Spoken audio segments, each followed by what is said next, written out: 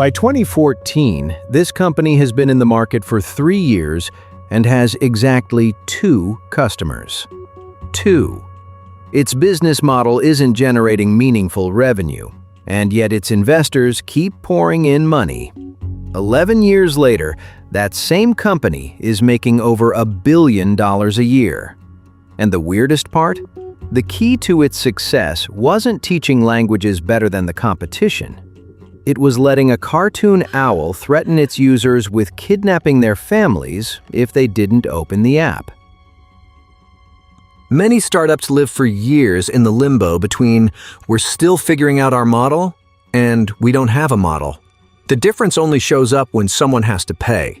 And in this story, for 6 years, almost nobody did. As always, at the end, we'll go through the business lessons you can apply to your own project.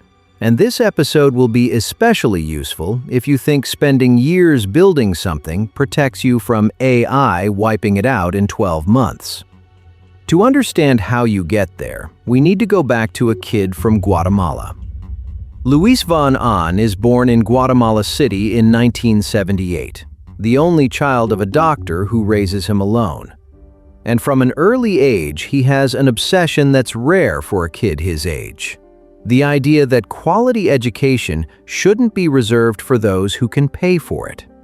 He ends up studying mathematics at Duke in the United States, and then does his PhD in computer science at Carnegie Mellon, one of the world's top universities in artificial intelligence.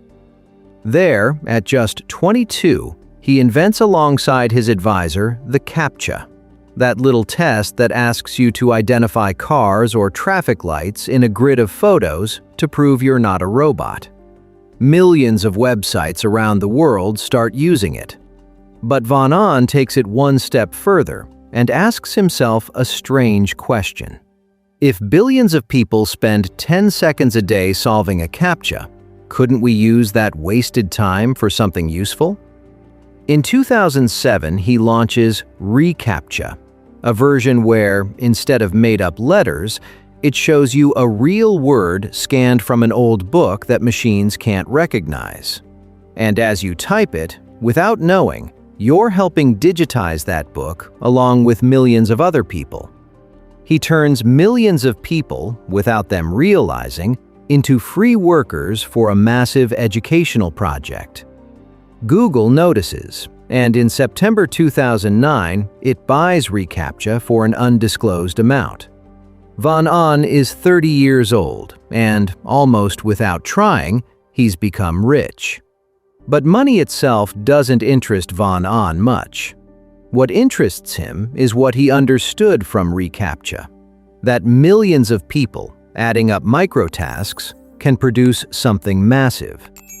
And then he asks himself the question that will change the rest of his life. What if we could teach languages for free to the whole world using the exercises themselves as real translations? When you learn English on Duolingo, the exercises ask you to translate sentences from English to Spanish and back. And Von Ahn thinks, what if those sentences aren't made up, but real fragments of articles that companies need translated? The key to the invention is this.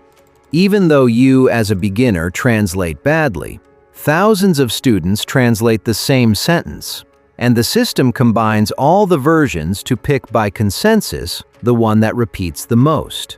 And that median translation turns out to be surprisingly good. One person translates a sentence to practice. 1,000 people, a whole article. 1,000,000, an entire book. Newspapers and news sites would pay for those translations in bulk, and users would learn for free. Win, win, win. He teams up with his Swiss PhD student Severin Hocker, and the two get to work on a radical idea. In 2009, they officially found Duolingo. The app opens to the public in June 2012 and takes off like a rocket. Within months, they have millions of downloads. Investors go crazy. Some of the biggest funds in Silicon Valley pour in money, and even Ashton Kutcher, yes, the actor, comes in as an investor in one of the first rounds. Everyone assumes Duolingo is going to be the next giant. But there's a problem nobody wants to see. By 2014, after 3 years in the market, the company has landed exactly 2 corporate clients paying for the translations: BuzzFeed and CNN. Just those 2. And the reason is brutal once you get it. Serious companies that need quality translations want professional translators with years of experience, not beginner students who started learning a language that same week. And the few companies willing to accept the imperfect quality of a student don't want to pay what Duolingo needs to charge to be profitable. The idea Van On raised capital for, the entire model holding up the business, doesn't work. The hardest part of pivoting isn't the technical decision. It's telling your team, your investors, and yourself that the work of the last few years isn't the company you're going to build. Meanwhile, there's another problem that almost nobody is watching. People don't stick around on the app. They download it, do 3 or 4 lessons, and disappear. It's the same bad retention pattern that every educational app in the world has had since educational apps existed. Users say they want to learn. The data says they bail after a few days. And Duolingo, with all its raised money and all its prestige, is no exception. Van On and Hacker then realize something uncomfortable. They're competing with Rosetta Stone, the brand that had been selling language courses for decades and charged up to $500 for its full program. And technically, Rosetta Stone teaches languages better, more methodology, more rigor, real teachers behind it. If the battle were about who teaches better, Duolingo doesn't win. But then they ask themselves a different question, one that's going to change the entire business. What if our competition isn't Rosetta Stone? What if our competition is Netflix, Instagram, and the living room couch? What if the real problem people have isn't that there are no good language courses, but that they can't finish any of them? When they frame it that way, everything changes. They start studying the most addictive mobile games of the moment. Angry Birds, the one with the slingshot and the angry birds, and right next to it, the one that was just starting to take off back then. Clash Royale, the one with the towers and the cards. The question behind it is very direct. Why do people who say they don't have time to learn a language somehow find 3 hours a day to destroy green pigs with angry birds? The answer has a technical name: gamification. A system of small rewards, levels, streaks, and social competition that makes your brain release dopamine every time you hit a goal.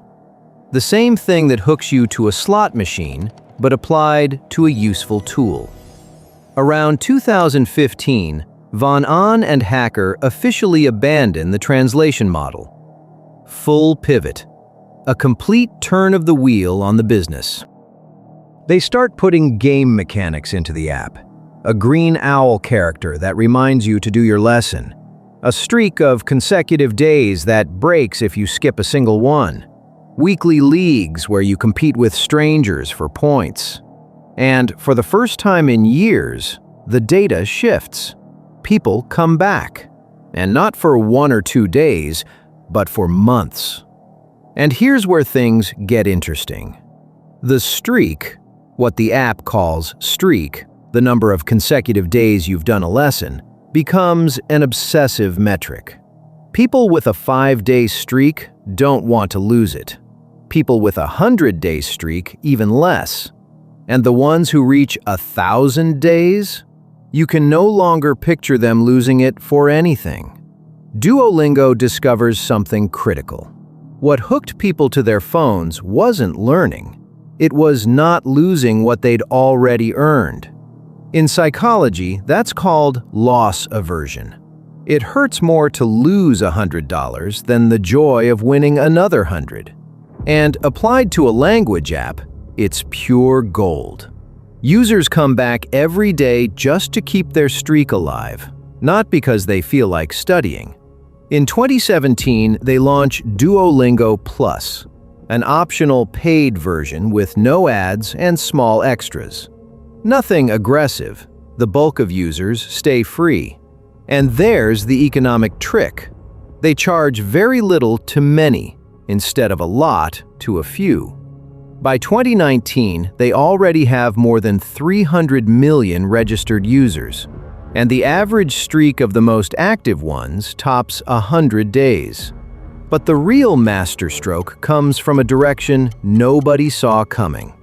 In 2019, a meme starts circulating, an organic one made by users themselves, where the app's mascot, a green owl with a friendly face, appears threatening to kidnap your family if you don't do your lesson.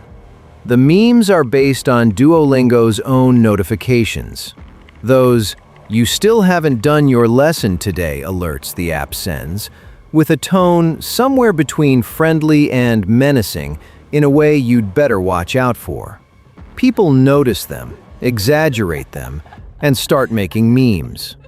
Duolingo could have issued a statement distancing itself and saying, "Duo is a friendly character, don't be afraid." But they do the exact opposite. And all of this is happening in the middle of the year Duolingo decides to go public. On July 28, 2021, they open on the NASDAQ at $141 a share and close the first day 35% above the offering price, valued at nearly $5 billion. Barely 2 months later, they put a 23-year-old, Zaria Parvez, in charge of the global TikTok account, and her first viral video racks up 3 million views. From there, the owl dancing to Dua Lipa, the owl crying, the owl twerking, the owl hunting down users who abandoned their streaks. 9 million followers, videos with 50 million views each, and practically zero spending on traditional advertising. But success has a shadow almost nobody sees coming. In January 2024, with the company growing faster than ever, Duolingo lays off 10% of its contractors, the human translators who had been writing the app's courses for over a decade. The official reason? Artificial intelligence can do that job better and much cheaper. In October comes a second round, this time for the writers. And in April 2025, Luis von Ahn posts a message on LinkedIn declaring that Duolingo will be an AI-first company, artificial intelligence first, everything else second, and that they'll stop using contractors for any task that can be automated. The reaction is brutal.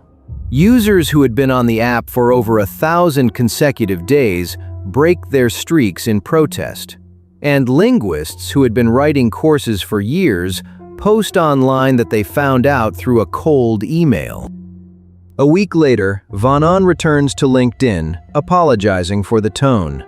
"I didn't give enough context," he says, "but the direction doesn't change." And the numbers, meanwhile, keep climbing. In 2025, Duolingo brings in $1 billion in revenue. Its operating margin, what's left after paying all the company's costs, climbs to nearly 30%, and the share price shoots up 32% in one swing. This story leaves 5 lessons that an entrepreneur with a small business, a freelancer, or someone just starting out can apply directly. Lesson 1. The idea you raise capital with is almost never the idea you make money with. Duolingo spent 5 years on a translation model that had 2 clients and didn't scale. They didn't go bankrupt because they had the patience to experiment and, above all, the guts to abandon the idea they had raised capital with. If your business model has gone a year without generating sales, the problem isn't that your team is working badly. It's that the model itself doesn't work. Change the whole thing before you fire anyone. Lesson 2. Your competition isn't another company. It's your customer's laziness.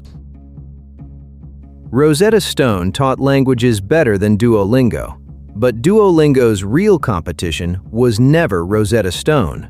It was Netflix, Instagram, and the living room couch. Your customer doesn't compare your product only with your direct competitors. They compare it with all the easier things they could be doing instead. If your product doesn't have a retention mechanism, not marketing, retention, you don't have a business. You have a promise. Lesson 3. The mean your customers make about you is worth more than the campaign you paid for. Duolingo didn't pay for the threatening owl meme. The users invented it. Their merit was not defending themselves, not putting out a press release saying Duo is a friendly character, and embracing it instead. When a customer makes fun of you online, before asking them to delete it, ask yourself if that joke is an asset. People laugh at what they know. What they know becomes familiar, and what's familiar gets bought. Lesson 4. What you've spent 20 years building, artificial intelligence can wipe out in 12 months. Duolingo laid off in 2024 the translators who had written its courses for 13 years. Linguists with PhDs, replaced by GPT-4 because it costs 100 times less. But Duolingo is just as exposed. If OpenAI ships a free conversational tutor with ChatGPT tomorrow, who's paying $7 a month to do exercises with an owl? If you sell translation, copywriting, basic design, or customer support, that same question is urgent for you. And we get to the last lesson. The hardest decisions come when things are going well, not when they're going badly. In 2025, with Duolingo at all-time highs, Vanan chose between the linguists who built the courses over a decade and a much higher margin with AI. He chose margin. The question isn't whether it was profitable. It was. It's whether it was worth it. The hard decisions don't show up when you're broke. They show up when you have to choose between what made you beloved and what's more efficient. Assume you're going to take that decision and prepare the conversation with your team and your customers before, not after.